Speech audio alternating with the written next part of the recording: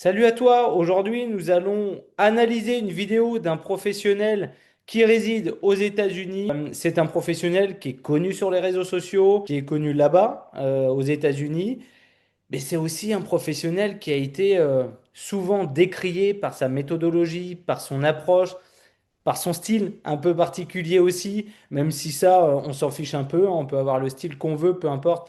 Tant qu'on est bon, eh bien, ça fait largement l'affaire. Donc, on va analyser ensemble cette vidéo aujourd'hui. Je ne lis pas l'anglais, donc je ne peux pas te dire exactement ce que c'est écrit sur l'écran en détail. Toujours est-il qu'on va voir un chien qui est agressif. On ne sait pas si c'est envers les humains. C'est un environnement un peu particulier, tu vas voir. Donc, on va voir tout ça ensemble. Et l'idée, bah, c'est qu'à la fin de cette vidéo, toi, tu puisses avoir pu prendre du recul, pardon, sur un cas d'analyse et que tu te fasses ton propre avis, ce qui est intéressant à mon sens. Donc, allez, c'est parti. Je vais faire des cuts réguliers et comme ça, on va pouvoir déchiffrer ensemble ce qui se passe réellement dans cette vidéo.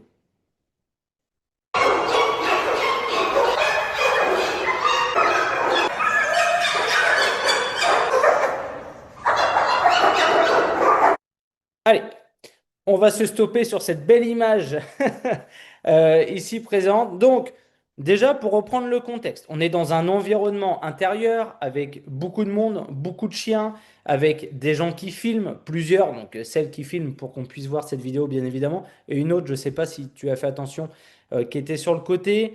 Et donc là, on a le professionnel avec les lunettes. Je t'ai prévenu, c'est un style particulier, pantalon, je ne sais pas si c'est ton style, moi ça ne l'est pas. Bref, revenons-en aux choses sérieuses. Voilà, c'est un environnement assez bruyant qui est compliqué, je pense, pour travailler. Donc, que ce soit pour les congénères ou pour de l'agressivité envers les humains, de base, c'est un environnement qui n'est pas safe pour travailler et donc forcément, ça amène énormément de tension. Donc déjà, à partir de là, c'est déjà un petit peu compliqué. Là, je vois déjà sur le chien deux colliers, un collier chaîne, ce qui pourrait être apparenté à un collier étrangleur, mais voilà, je vais pas me porter dessus, je ne sais pas trop, ça va vite. Il y a eu énormément de cuts pardon, au début, donc c'est compliqué d'analyser ce type de choses. Mais là, on voit sur l'image qu'il y a aussi un collier en plus et une laisse lasso. Donc pour l'instant, je ne sais pas pourquoi, mais il gère avec deux laisses sur un chien qui est évidemment agressif, évidemment très excité. La queue, on la voit là, hein, elle est vraiment entre les pattes. Donc on a un chien de base qui, je pense, n'est pas très serein au vu bah, de sa réaction, hein, qui est pas compliqué à analyser, pardon. Sur le coup, on a un chien qui va vraiment de front. Potentiellement parce qu'ils se sont acculés, parce qu'il y a énormément de tension autour, énormément de bruit, la queue entre les pattes, je l'ai dit, les oreilles qui sont légèrement sur le côté. En fait, c'est typique d'un chien qui attaque. Ok. Euh, elles ne sont pas placées normalement, dressées ou légèrement cassées comme on peut le voir sur ce type de chien de berger. On en est là pour l'instant, on va avancer, puis on va voir ce que ça donne.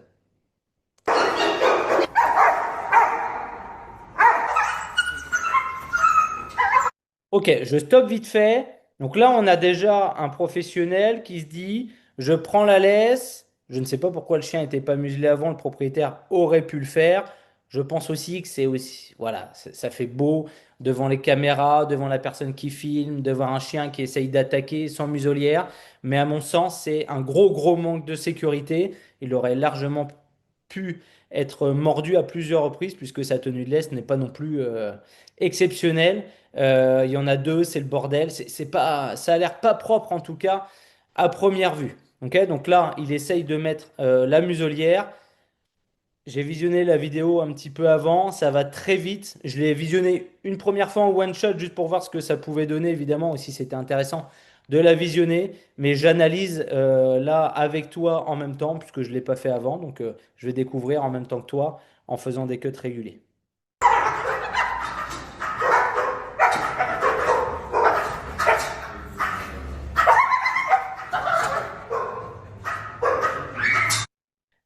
Que dire? Plein de choses. Là, on a un professionnel qui essaye de mettre à la tâche un chien qui est déjà acculé, énervé, qui développe de l'agressivité, pour aller lui mettre sous contrainte une muselière. Évidemment, je ne te préconise pas d'avoir un tel fonctionnement. Si un professionnel te montre ça un jour, fuis. Pourquoi? Parce que là, on n'est pas du tout dans de l'éthique de base, parce que là, il va contraindre le chien une nouvelle fois, il va l'acculer contre une barrière, déjà que l'environnement, de manière générale, est vraiment pas ouf. Là, il me semble qu'il a réussi plus ou moins à mettre la muselière, ça va encore très vite. Tu vois qu'il accélère un petit peu la vidéo, mais même en accélérant, on voit qu'il lui tombe dessus, qu'il essaye de le plaquer contre la barrière, plaquer au sol. En fait, il se bagarre avec le chien, tout simplement. Donc, une nouvelle fois, je trouve pas ça très propre de la part d'un professionnel. Allez, on continue.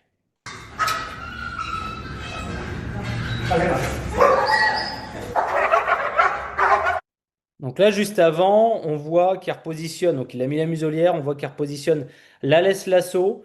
La laisse lasso, c'est la laisse verte en fait. C'est une laisse que tu peux poser sans avoir de collier. C'est une laisse que tu viens mettre en port haut. C'est une laisse qu'on peut utiliser sur des chiens puissants. Ok? Donc voilà, laisse courte, collier plat, laisse lasso. C'est aussi possible de positionner ce type de laisse. Juste là, ce que je comprends pas, c'est pourquoi il y a 10 000 laisses sur le chien, sachant qu'il est tout seul à le tenir.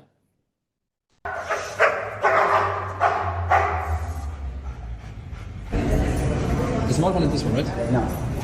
Donc là, je vais juste revenir en arrière pour te montrer un truc. Hop, je reviens en arrière.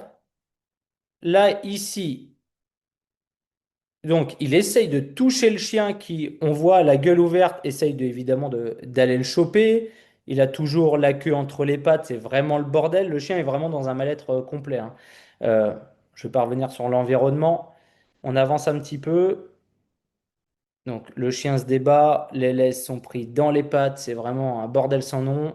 Je ne sais pas ce qu'il essaye de faire concrètement. S'il essaye de créer du lien, ça va être compliqué pour lui. Et pourquoi je te dis ça? Parce que là, regarde, ça va très vite. Je te la mets comme ça. Là, il essaye, regarde, de poser la main sur le chien. Soit c'est pour lui montrer, essayer de le rassurer, ce qui est un peu curieux de faire dans ce sens-là. Soit c'est pour asseoir, entre guillemets, sa dominance, même si la dominance homme-chien n'existe pas. Statut hiérarchique, oui, existe. La dominance chien entre chiens existe, mais la dominance à proprement parler, homme-chien, n'existe pas. Et même si ça existait, c'est pas vraiment la bonne manière et la bonne approche sur un chien qui essaye déjà de nous éclater parce qu'il n'est pas à l'aise, parce qu'il est acculé, parce qu'on fait absolument n'importe quoi. Et je continue. Voilà. Donc là, il se met accroupi à côté du chien. Donc là, on voit que le chien, en fait, il tire la langue, mais pas parce que ça va mieux et que son travail fonctionne, hein. Le chien, il est complètement en train de s'épuiser et c'est ce qu'il va chercher. Il cherche juste l'épuisement du chien pour pouvoir peut-être amorcer un travail derrière. Voilà. Donc là, il a réussi à le caresser, ça va très vite. Donc je me demande même si le chien est pas reparti derrière. Bon, ok. Là, on va continuer. The smart one is this one, right? Là, on est sur le même point, This one, exactement. this one. Ok, donc là, ça a changé. Donc je suppose que c'est la propriétaire du chien qui a repris le chien en laisse. Là, ce que je comprends absolument pas, il y a trois laisses. Une laisse lasso, un collier chaînette. Bon, on peut, ouais, un collier chaîne bizarre. On ne sait pas si c'est un collier étrangleur ou autre. Plus un collier plat. Pourquoi? Je sais pas. Peut-être qu'ils trouvent ça beau sur les caméras. Mis à part créer un beau bordel, s'en mêler dans les pattes du chien, avoir une tenue de laisse qui est absolument catastrophique, je ne vois absolument pas à quoi ça pourrait mener. Donc, si toi tu sais, eh ben, tant mieux. Mais moi, là, j'ai des doutes sur la mise en place, en tout cas, de cette tenue de laisse. Là, ils discutent, ils font le tour.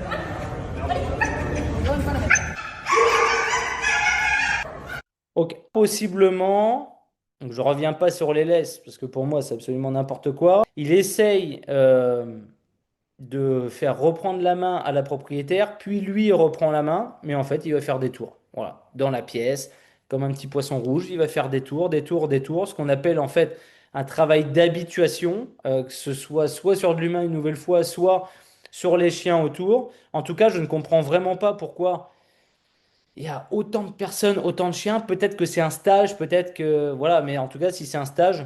À mon sens, c'est très mal géré pour l'instant. Allez, on continue. Je crois que c'est bientôt la fin de la vidéo.